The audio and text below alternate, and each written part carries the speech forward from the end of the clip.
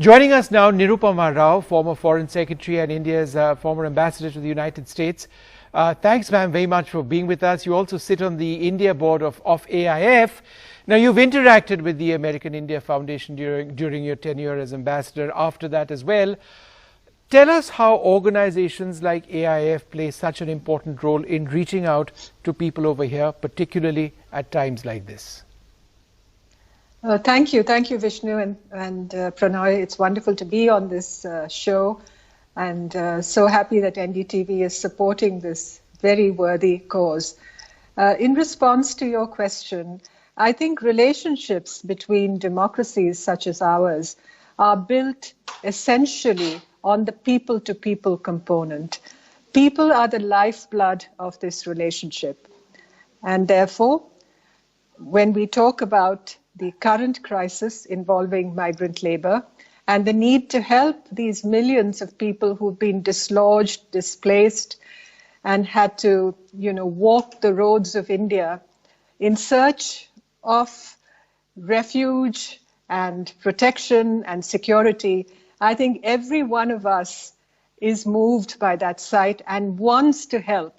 We have to develop and discover the compassionate core within each and every one of us. So coming back to what the United States and India can do together at this time, I think the work of the American India Foundation very much epitomizes and essentially crystallizes what the meaning of this people-to-people relationship is about. Right. You, of course, worked. Thank you very much. Good to talk to you again. You, of course, worked a lot with Indians in America and their relationship with India, and it's just wonderful to see the Indian diaspora in America come across the world and form this bridge and help out in this migrant crisis. So basically, you must have found in your life that you can take an Indian out of India, but you can't take India or their DNA out of an Indian. Is that wonderful? Exactly, Pranay. And when I traveled the length and breadth of the United States when I was ambassador and had the opportunity to interact at every place I went with groups from the Indian American community, and what struck me most was their sense of attachment, their sense of belonging, which had not been broken as far as India was concerned, and their sense of deep commitment and involvement. The concepts of dana and seva are very much a part of our cultural traditions. And it's also very much a part of the American tradition.